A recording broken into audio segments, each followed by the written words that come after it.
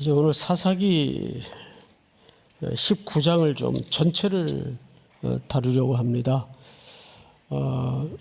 사사기는 17장서부터 18장까지는 이스라엘이 어떻게 대혼란 속에 있는가, 그 혼란을 얘기했다면, 이제 19장서부터 마지막 21장까지는 이 얘기를 하고 싶은 겁니다.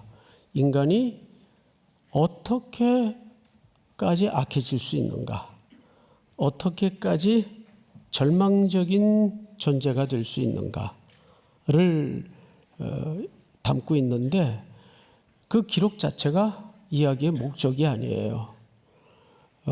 그너머 사사기가 말하고 싶은 진짜 이야기의 목적은, 그래서 우리는 그리스도를 대망할 수밖에 없다, 한 의가 나타날 수밖에 없다, 그리스도의 이야기입니다.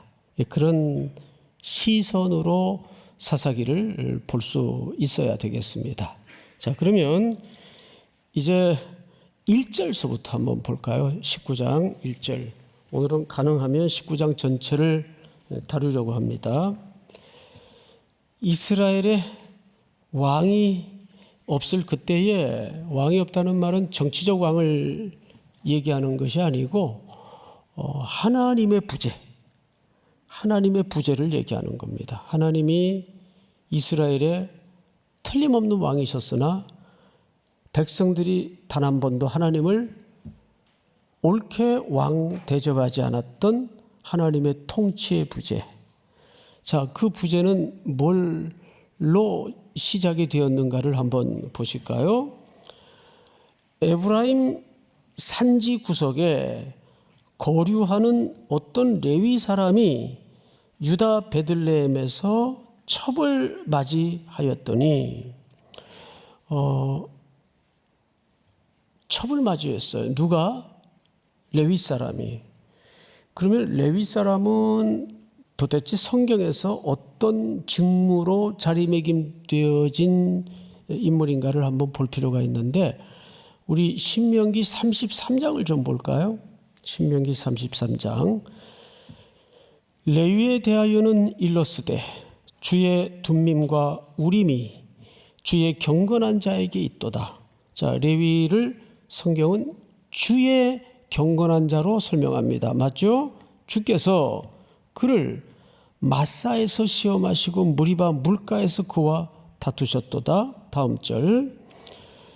그는 그의 부모에 대하여 이르기를 내가 그들을 보지 못했다 하며, 그의 형제들을 인정하지 아니하며 그의 자녀를 알지 아니한 것은 주의 말씀을 준행하고 주의 언약을 지킴으로 말미암음이로다. 무슨 얘기냐 하면, 부모 형제를 모른다 그래요. 알지 못한다 그래요. 보지 못했다 그래요. 자녀마저도 내가 모르겠다. 이 얘기는 인간의 어떤 폐륜적 상태를 얘기하는 게 아니고, 인간의 신의나 의리나 혈통을 우선시하지 않고 그너머 하나님의 말씀을 맡은 자로서 하나님의 말씀을 우선하기 위해서 하나님의 말씀에 어긋나고 배치되는 것은 모든 것들을 일소하는 직무를 맡았다, 그 말이에요. 그게 레위 지파의 직무예요. 얼마나 엄중하고 얼마나 단호하게 그 직무를 감당했던지 앞에 그렇게 설명하는 거예요. 그는 그의 부모에 대하여 이르기를 내가 그들을 보지 못했다. 형제들에 대해서는 인정하지 아니한다. 자녀들에 대해서는 모르겠다. 뭐에 어긋나면? 하나님의 말씀에 어긋나면. 그래서 다음 절 다 같이 시작. 주의 법도를 야곱에게 주의 율법을 이스라엘에게 가르치며 주 앞에 분향하고 온전한 번제를 주의 제단 위에 드리리로다. 아멘. 레위 지파가 일생을 통해 맡은 직무입니다. 주의 법도를 야곱에게, 주의 율법을 이스라엘에게 가르치며 주 앞에 분향하고 온전한 번제를 주의 제단 위에 드리리로다. 이것이 레위 지파가 일생을 통해 부여받은 직무입니다.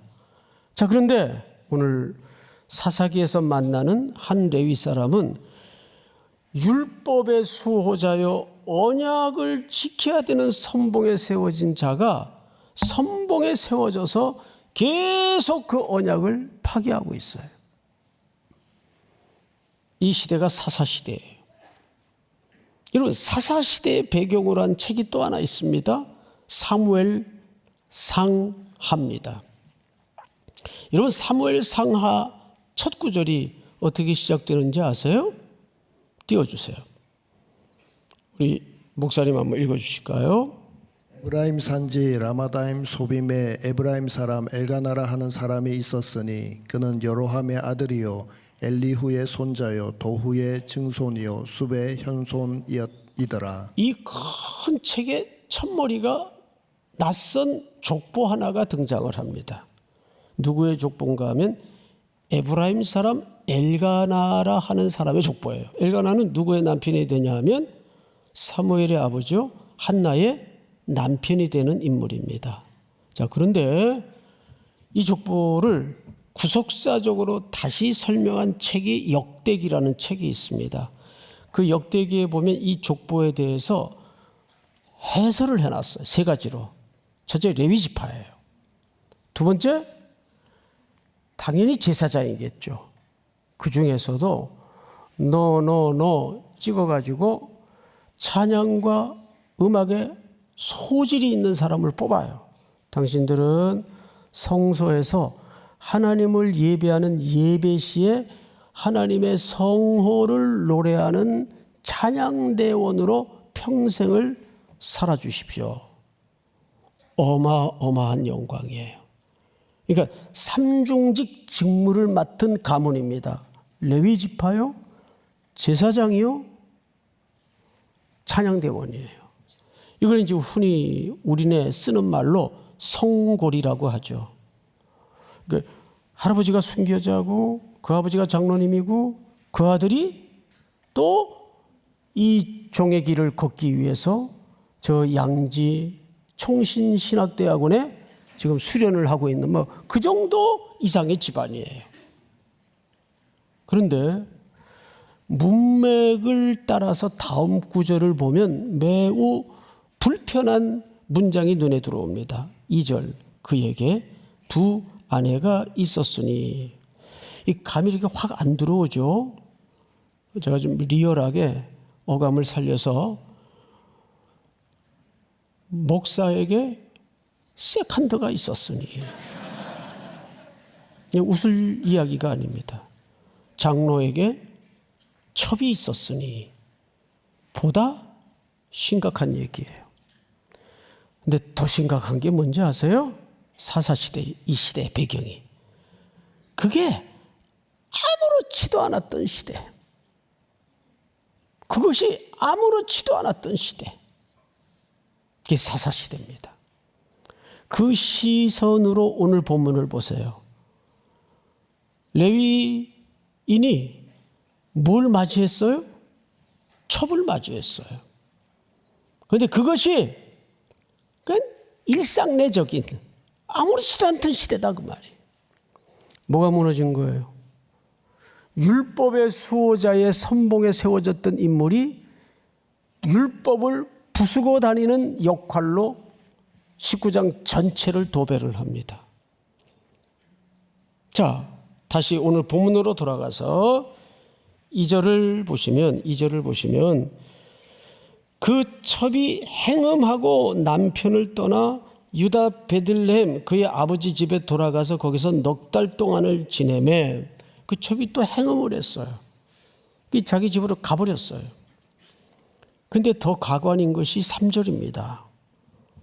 여러분들이 한번 읽어보세요. 3절 시작. 그의 남편이 그 여자에게 다정하게 말하고 그를 데려오고자 하여 하인 한 사람과 나귀 2마리를 데리고 그에게로 가매 여자가 그를 인도하여 아버지의 집에 들어가니 그 여자의 아버지가 그를 보고 기뻐하니라.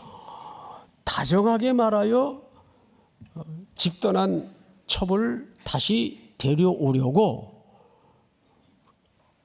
그 우리식 표현으로 하면 처갓집을 간 거죠. 이 너무 웃기지 않아요? 지금 상황이 뒤죽박죽이 되는 거죠.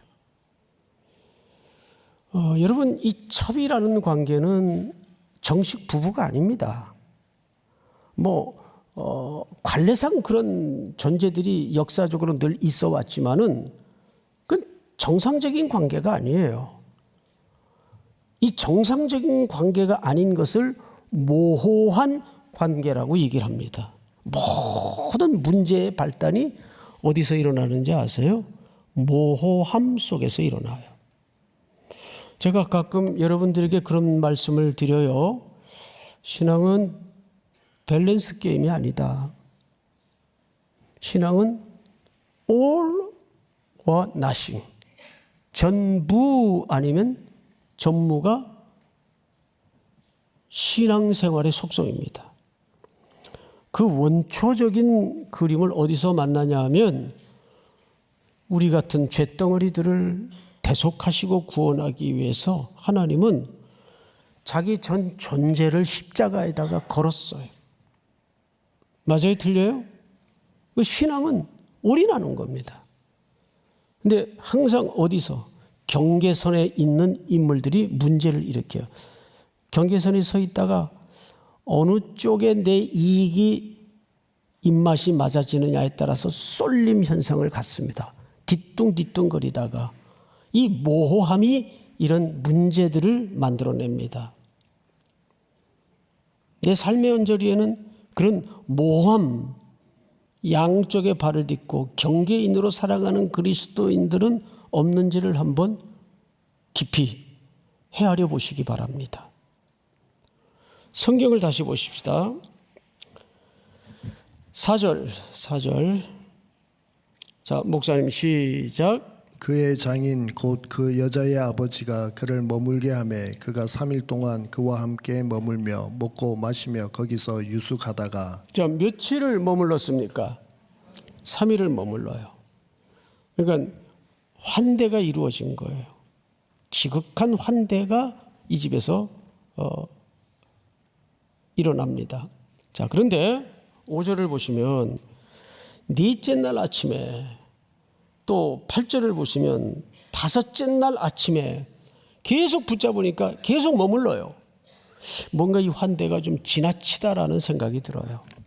이 환대는 정상적인 범주를 넘어서서 뭔가 서로의 이익을 위해서 계속 붙드는 겁니다.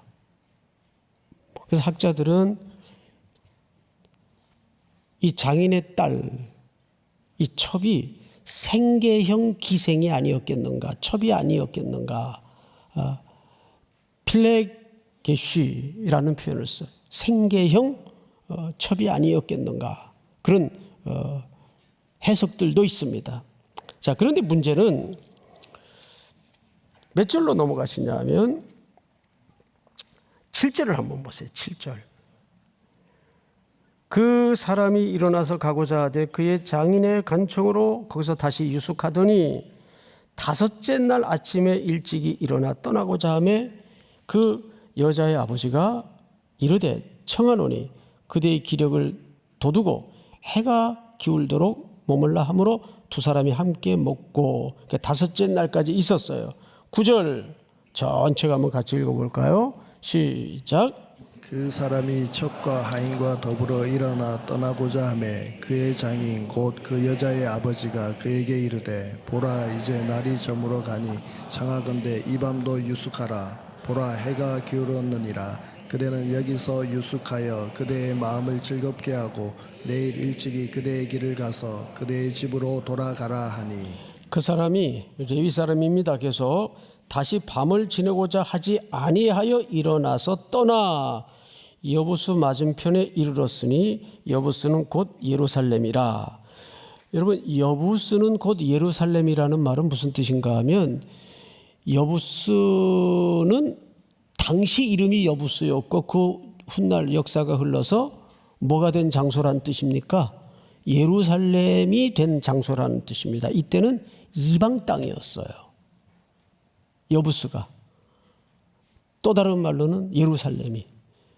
그런데 훗날 이 지역이 점령되고 이스라엘에 편입되면서 거기에 예루살렘이 앉게 됩니다. 그런 의미입니다. 자, 성경을 다시 보세요. 예루살렘이라 안장 지운 낙이 2마리와 첩이 그와 함께 하였더라. 11절 시작. 그들이 여부스에 가까이 갔을 때에 해가 지려 하는지라 종이 주인에게 이르되 청하건대 우리가 돌이켜 여부스 사람의 이 성읍에 들어가서 유숙하십시다 하니. 함께 동행했던 종이 현실적인 제안을 하나 합니다. 이제 레위 사람에게 하는 얘기죠. 저 어르신, 주인님, 현실적으로 지금 더 길을 가다가는 낭패를 겪기가 딱 쉬우니까 우리 여부스 지역에 들어가서 숙박을 하고 다음 우리의 목적지로 길을 떠나는 게 맞지 않겠습니까? 그랬더니 이런 지하에 거절을 해요. 거절의 명분을 잘 보세요. 12절 시작. 주인이 그에게 이르되 우리가 돌이켜 이스라엘 자손에게 속하지 아니한 이방 사람의 성읍으로 들어갈 것이 아니니 기브아로 나아가리라 하고. 네, 안 된다. 거기는 누구의 땅이기 때문에? 이방 땅이기 때문에. 야, 참 여러분, 인간이 종교심만 깊어지면 삶은 개판이어도 종교적인 껍데기는 그렇게 붙들고 싶어 해요. 그 형태를 껍질임에도 불구하고 유지하거나 지키고 싶어 하는 것이 종교적 열심이에요. 지금 자기의 행로는 이게 옳은 행로입니까? 옳지 않아요. 그런데도 종교적 껍데기를 끝까지 붙들고 싶고 명분을 붙들고 싶은 거예요. 어떻게 우리가 하나님의 백성으로서 이방 땅에 머물 수가 있느냐? 안 된다. 더 높은 죄를 지면서. 자, 성경을 보십시다. 그래서 어떤 일이 벌어질까요? 13절. 또 그 종에게 이르되 우리가 기브아나 라마 중 한 곳에 가서 거기서 유숙하자. 여기는 자기 나라 지파 백성들이 모여 사는 이스라엘 땅이에요. 글로 가자. 이렇게 된 거죠. 자, 그 다음부터 우리 같이 한번 읽어볼까요? 시작. 모두 앞으로 나아가더니 베냐민에 속한 기브아에 가까이 이르러 해가 진지라. 자, 베냐민 지파가 모여 살던 곳이 기브아라는 곳입니다. 근데 거기 도착하니까 마침 해가 뉘엿뉘엿 산등성이를 넘어가고 있어요. 이제 더 길을 갈 수가 없습니다. 껌껌해져서. 어떻게 해야 되겠어요? 15절. 굉장히 중요한 그림인데 우리 찬양대만 한번 같이 읽어볼까요? 시작.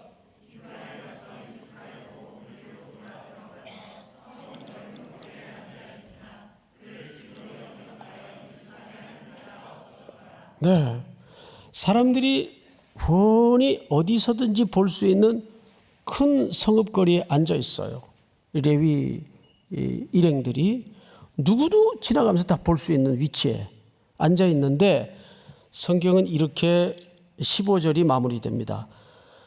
그를 자기 집으로 영접하여 유숙하게 하는 자가 없었더라. 자, 뭐의 부재를 고발하고 싶은 걸까요? 환대라는 이스라엘의 가장 중요한 환대법이 부재되어 있어요. 여러분, 환대법의 부재는 뭘 고발하는 겁니까? 정확하게 헤세드의 부재를 얘기합니다.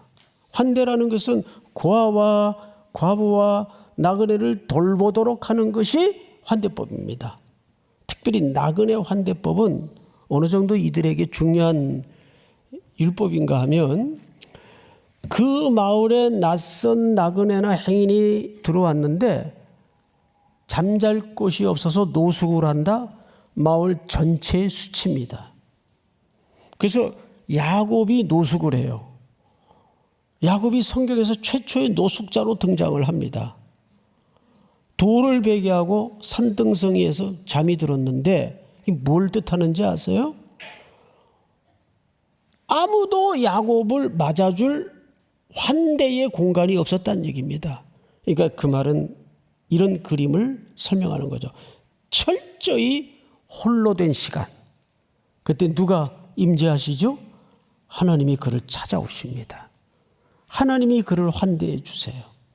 그런데 이 베냐민 지파, 하나님의 백성들이 사는 기브아라는 공간에는 큰 내거리에 한 무리가 어쩔 줄 모르고 앉아 있는데 아무도 그를 자기 집으로 환대하는 사람이 없었어요. 뭘 부재하는 거라고요? 헤세드. 하나님의 자비, 하나님의 사랑의 부재를 얘기합니다. 자, 여러분, 그러면 이 순서를 잘 보세요. 하나님의 부재는 말씀의 부재로 이어지고 말씀의 부재는 헤세드의 부재로 결실이 나타납니다. 이때 이제 장면이 바뀌어요. 16절. 여러분 같이 한번 읽겠습니다. 시작. 저녁 때에 한 노인이 밭에서 일하다가 돌아오니 그 사람은 본래 에브라임 산지 사람으로서 기브아에 거류하는 자요 그곳 사람들은 베냐민 자손이더라. 이 노인은 이름이 소개되어 있지 않지만 이 사람의 흘러온 인생의 여정이 간략하게 소개하는데 이 간략한 기록이 엄청난 얘기를 하고 있는 거예요. 어디 사람이에요? 에브라임 사람이에요. 그런데 놀랍게도 지금 어디 와 살고 있습니까? 기브아 땅, 베냐민 지파 땅에 흘러 들어와 살고 있어요. 에브라임 사람이. 그러면 에브라임 사람들도 하나님께로부터 유산을 분배받았을까요? 안 받았을까요? 분배받았죠. 근데 거기를 지금 내버려 두고 더 좋은 데는 없을까 해서 찾아 흘러 들어와 지금 나이를 먹어가고 있는 현장이 베냐민 땅 기브아 사람들이 모여 사는 이 공간입니다. 이 사람은 하나님이 주신 분배를 하나님의 복으로 유산이 이루어지지 않았어. 어떤 사연이 있었는지 모르겠지만 여기까지 흘러온 걸로 봐서 인생의 생리상 더 나은 것은 없을까? 내 눈에 더 보기 좋은 것은 어딜까? 흘러 오다가 지금 베냐민 지파 땅에서 논밭 일구고 먹고 살고 있어요. 그리고 이 노인도 결국은 누굽니까? 나그네예요.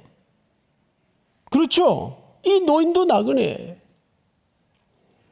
근데 지금 나그네를 지금 환대하고 있는 겁니다. 그래서 이 노인의 철학적 질문을 잘 들어보세요. 7절, 17절 전체 한번 같이 읽겠습니다. 시작. 노인이 눈을 들어 성읍 넓은 거리에 나그네가 있는 것을 본지라. 노인이 묻되 그대는 어디로 가며 어디서 왔느냐 하니. 자, 어디로 가며 어디서 왔느냐? 어디로 가며 어디서 왔느냐? 이거 나그네들이 묻는 질문이에요. 지금 피차가 서로 나그네인데 당신들은 여기 길 한복판에서 왜 이렇게 우두커니 이슬을 맞아가며 서 있습니까? 당신들 어디로 가는 길이요? 어디서 온 사람들이요? 그래서 사실 이 질문은 누가 들었어야 될 질문이에요. 노인이 들어야 될 질문이에요. 당신 여기서 지금 뭐 하고 있는 거예요? 어디 사람이요? 노인도 인생의 먹거리를 쫓아서 하나님의 기업을 주신 복을 차버리고 여기까지 흘러와 살고 있어요. 나그네로. 그 나그네 눈에 또 한 무리의 낯선 나그네가 눈에 띈 겁니다. 그래서 이 철학적 질문은 우리 인생이 피차 물어야 될 질문이에요. 어디로 가는 사람들입니까? 어디서 온 사람들입니까? 이 깊은 철학적 질문이에요. 근데 이 질문에 이제 레위 사람이 대답을 합니다. 18절 목사님 한번 읽어주실까요? 그가 그에게 이르되 우리는 유다 베들레헴에서 에브라임 산지 구석으로 가나이다. 나는 그곳 사람으로서 유다 베들레헴에 갔다가 이제 여호와의 집으로 가는 중인데 나를 자기 집으로 영접하는 사람이 없나이다. 자, 여기서 오늘 말씀의 제목이 생성됩니다. 나는 어디로 가는 사람이라고요? 여호와의 집으로 가는 사람입니다. 원래 문맥상 이렇게 얘기할 이유가 없어요. 나는 내 거처로 돌아가는 길입니다. 또는 나는 내 집으로 돌아가는 길입니다. 이래야 요 볼륨이 맞아요. 그런데 자기를 여기서 심각하게 과대포장하고 있어요. 나는 여호와의 집으로 돌아가는 길입니다. 이것이 종교적 열성을 가진 인간의 전형적인 패턴입니다. 인간은 어떻게 하든 자기 존재를 수식해서 과대포장해서 상대방의 마음을 빼앗거나 환대에 응하도록 설득하려는 깊은 종교적 의도가 여기에 녹아져 있는 거예요. 우리 이렇게 뭐 비즈니스를 하거나 이렇게 만나보면 명함들을 주고받아요. 근데 어떤 분 명함을 보면 앞뒤로 장난 아니에요. 예? 그것도 막 이따만한 글자로 말이죠. 그뿐만 아니라 제가 예를 들어 누구를 만났어요. 이렇게 인사를 할 수가 있죠. 저는 청파동에 그 유명한 큰 교회 3.1교회 담임 목사 겸 미셔널 신학연구소의 이사장으로서 뿐만 아니라 헤세드 법인의 이사장을 겸임하고 있는 송택은 목사입니다. 그러니까 뭔가 구릴수록 과대포장이 많아요. 여러분 뭐 구린다는 말 알아요? 예? 근데 담백하게 그냥 인간과 인간대로 저 송태근입니다. 그러면 뭐 누가 못 알아봐요? 알아보죠. 저는 뭐 명함도 안 갖고 다니지만 어떤 명함이 없습니다. 그러면 목사님 얼굴이 명함인데요, 뭐 또. 여호와의 집으로 가는 길입니다. 이게 무슨 뜻일까요?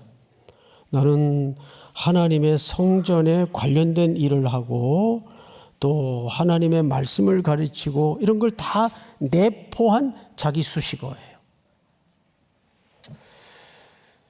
그래서 어떻게 하든 이 낯선 거리에서 상대방의 마음을 풀고 안심을 시키고 하룻밤이라도 유익을 취할 그런 표현을 여호와의 집으로 가는 길입니다. 근데 여러분, 하나님은 인간의 연약함과 찌질함과 못남을 뛰어넘어서 이 레위인의 이 표현 속에 하나님의 심정을 담아내고 있어요. 그래, 네 말대로 정말 아버지의 집으로 좀 돌아갔으면 좋겠다. 이런 하나님의 심정이 중의적 의미로 녹아져 있는 겁니다. 레위인은 당연히 그런 의미로 말한 게 아니에요. 어떻게든 하나님의 이름과 명분을 팔아서 자기의 편익을 도모하려는 수식어였지만 하나님은 날카롭게도 본심을 담아서 그래, 네가 말한 대로 네가 제발 하나님의 집으로 좀 돌아왔으면 좋겠다. 근데 우리는 끊임없이 하나님의 영광을 팔고 이름을 거론하면서 결국 그 끄트머리에는 자기의 속내와 탐욕과 이익을 감추어 놓는 우리의 모습은 있지 않는가 돌아볼 수 있어야 됩니다. 자, 성경을 다시 보십시다. 이제 장면은 바뀌어서 몇 절을 보시냐면 22절로 건너뜁니다. 22절. 자, 우리 윤 목사님. 그들이 마음을 즐겁게 할 때에 그 성읍의 불량배들이 그 집을 애워싸고 문을 두들기며 집주인 노인에게 말하여 이르되 내 집에 들어온 사람을 끌어내라 우리가 그와 관계하리라 하니. 이 그림 어디서 많이 본 듯한 그림 느낌이 들지 않습니까? 어디서 봤어요? 예? 소돔과 고모라의 롯의 집에서 일어났던 끔찍한 참상입니다. 거기도 창세기 19장이에요. 여기도 19장이고 너무도 그 데칼코마니처럼 딱 마주하는 그림입니다. 그런데 차이가 있어요. 창세기 19장은 소돔과 고모라에서 일어난 일입니다.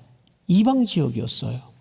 그런데 오늘 여기는 하나님의 백성들이 모여 사는 기브아 베냐민 지파 땅입니다. 이 땅에서 이 끔찍한 소돔과 고모라의 재현이 일어나고 있어요. 시간이 흐른 다음에 이미 하나님의 백성들 땅에 소돔과 고모라화 되어가는 동성애와 음란의 영이 임해서 이제는 소돔과 고모라를 넘어서는 끔찍한 행동들이 나타나고 있습니다. 그러니까 시대는 역사는 깊어갈수록 죄악의 구정물을 토해낼 수밖에 없어요. 서두에서도 말씀을 드린 것처럼 사사기는 인간이 어디까지 악해질 수 있는가를 그려내는 책이 아니고 그래서 그리스도가 오셔야 된다라는 절대 희망 앞에 우리를 세우는 겁니다. 예수 외엔 역사는 답이 없어요. 믿습니까, 여러분? 그걸 절대 우리의 뇌리 속에 떨구어뜨려서는 안 됩니다. 그래서 노인이 미친 짓을 합니다. 끔찍한 짓을 합니다. 자, 노인의 이야기를 한번 들어볼까요? 23절 우리 다 같이 읽겠습니다. 시작. 집주인 그 사람이 그들에게로 나와서 이르되 아니라 내 형제들아 청하노니 이 같은 악행을 저지르지 말라. 이 사람이 내 집에 들어왔으니 이런 망령된 일을 행하지 말라. 24절 시작. 보라 여기 내 처녀 딸과 이 사람의 첩이 있은즉 내가 그들을 끌어내리니 너희가 그들을 욕보이든지 너희 눈에 좋은 대로 행하되 오직 이 사람에게는 이런 망령된 일을 행하지 말라 하나. 왜 미친 제안이라고 제가 거칠게 표현을 했냐면 종교 지도자의 목숨을 보호하기 위해서 자기 딸을 그리고 남의 첩을 비록 첩의 신분이지만 생명의 존재 아니에요. 수단화시키는데 서슴지 않습니다. 그러니까 그 악한 제안이 왜 터져 나왔는가 하면 그 악한 제안을 대안으로 해결하기 위해서 더 악한 꾀를 내고 있는 거예요. 그런데 그 대상이 누굽니까? 여성들입니다. 놀라운 것은 이 긴 이야기 속에 여인의 발언은 단 한마디도 소개되지 않습니다. 끊임없이 강요되고 끊임없이 침묵으로 일관합니다. 그리고 마지막에는 싸늘한 시신으로 발견이 되죠. 여러분, 시대가 제일 끔찍한 상황이 뭔지 아세요? 그 시대가 가장 끔찍하다는 것은 침묵을 강요할 때 제일 끔찍한 일이 일어납니다. 어떤 정부도 이런 악한 법을 제정하거나 만들어서는 안 돼요. 교회는 말할 것도 없고. 자, 그런데 이 노인이 결국은 25절을 보시면 무리가 듣지 아니하므로 그 사람이 자기 첩을 붙잡아 그들에게 밖으로 끌어내매 그들이 그 여자와 자, 앞을 보세요. 참 주일 아침에 좋은 봄날에 읽기도 거북스러울 정도의 사실이 기록되어 있습니다. 결국 그 노인의 딸이 밖으로 내어진 게 아니라 이 레위인의 첩이 밖으로 희생물로 내어집니다. 아침이 밝았겠죠? 어떤 일이 일어났을까요? 자, 27절을 한번 보십시다. 그의 주인이 일찍이 일어나 진문을 열고 떠나고자 하더니 그 여인이 진문에 엎드려져 있고 그의 두 손이 문지방에 있는 것을 보고. 자, 여러분, 문지방에 놓여진 걸쳐 있는 손, 뭘 얘기할까요? 그 안에 무반자들을 보호하기 위해서, 종교인들을 보호하기 위해서 밤새 밖에서 절규했던 여인의 처절한 참혹한 끔찍했던 밤을 기억하셔야 됩니다. 문은 열리지 않았어요. 살려달라고 살려달라고 얼마나 비명 지르고 소리쳤을까요? 그 손이 문지방에 걸려 있습니다. 그런데 싸늘한 아침, 날이 밝자마자 레위인의 모습을 주목해 보십시오. 28절. 그에게 이르되 일어나라 우리가 떠나가자 하나 아무 대답이 없는지라. 이에 그의 시체를 나귀에 싣고 행하여 자기 곳에 돌아가서. 자, 여러분, 여기 시체를 나귀에 실었다 그랬는데 원문은 그녀를 나귀에 실었다라고 돼 있어요. 그래서 이 스토리는 여인의 죽음의 시간을 열어놓습니다. 밝히지 않아요. 그러니까 일어나라 가자라고 말했을 때 숨이 붙어 있을 수도 있었다. 그를 얹고 가다가 숨이 멎었을 수도 있었다. 결국 이 가해자가 누군지를 지독한 날카로움으로 폭로하는 겁니다. 레위인입니다. 이 폭력의 한복판에는 레위인이에요.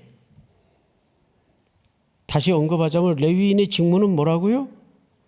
말씀을 수호하고 말씀을 가르치고 언약을 가르치는 게 레위인의 직무였습니다. 그런데 앞장 세워진 이 선봉에 섰던 레위인이 끊임없이 놀랍게도 그 언약을 부수어뜨리는 장본인으로 등장을 해요. 그런데 그 밑바닥에 기저에 깔려있는 깊은 슬픔은 여인의 소리를 들을 수가 없어요. 철저하게 그 종교적 공동체의 희생제물로 버려집니다. 강요됩니다. 그래서 여러분, 우리 기독교인들이 똑똑해지지 않고 무조건 아멘으로 소리만 친다고 신앙인이어서는 안 되고, 교회 안에서 일어나는 종교적 폭력이 세상의 것보다 더 지독하고 혹독할 수가 있어요. 그럼 우리 어떻게 믿어야 될까요? 하나밖에 없어요. 교회는 그래서 늘 우리가 철저히 말씀 앞에 죄인임을 매주 이렇게 거울을 열어서 들여다보고 그 거울 앞에 마주선 우리 각자의 입술을 통해서 오 주님 맞습니다. 옳습니다. 주님의 보혈에 흘린 피의 공로 없이는 내 침 삼킬 틈도 없이 나는 여지가 없는 죄인입니다. 한국교회는 이 그리스도의 십자가의 보혈 앞으로 돌아와야 돼요. 믿습니까? 제6대 담임 목사를 우리가 모시기 위해서 기도하고 있는데, 그래서 먼저는 성경에 이 깊이 담아진 말씀의 진의를 드러내서 이 모든 세상의 어둠을 걷어내고 진리의 횃불을 여러분들과 함께 높이 높이 흔들 수 있는 그런 지도자를 만나게 하시고, 우리 성도들은, 우리 청년들은 먼저 그 선포되는 진리에 깊이 흔들리지 않고 순종할 수 있도록 도와주시며, 세상의 모함과 혼돈에 어중간하게 서 있는 경계인의 크리스찬이 아니라 십자가 앞에 올인할 수 있는, 예수의 흔드는 깃발 앞에 올인할 수 있는 우리 3.1 공동체가 되게 하여 주시옵소서. 화요일 10시가 아니라 10시 반 기억하시고, 광고가 좀 잘못 나갔어요.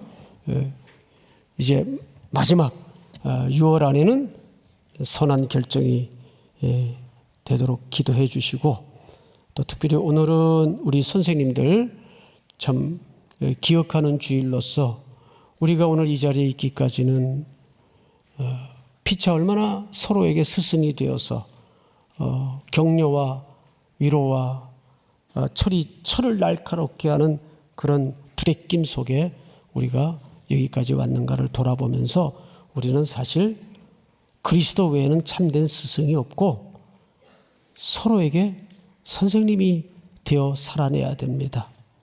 아멘. 다 일어나십시다. 보소서 주님.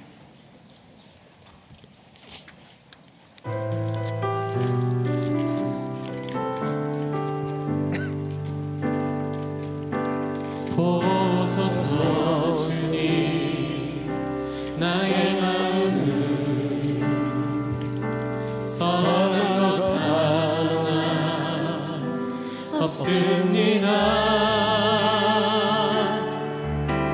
그러나 내 모든 것 주께 드립니다.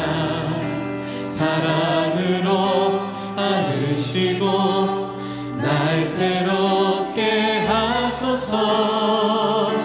보소서 주님, 나의 마음은 선한 것 하나 없습니다. 그러나 내 모든 것 주께 드립니다. 사랑으로 안으시고 날 새롭게 하소서. 주님 마음 내게 주소서. 내 아버지 주님 마음 내게 주소서. 나를 향하신 주님의 뜻이 이루어지도록 주님 마음 내게 주소서. 지금은 우리 구주 예수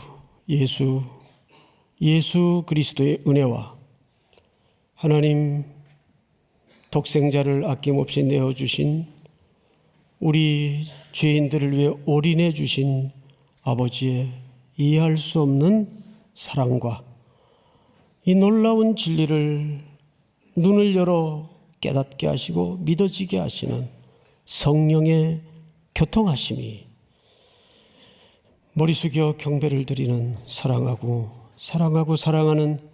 우리 3일의 청년들, 성도들 머리 위에 영원토록 복중의 생명까지 함께 있을지어다. 아멘.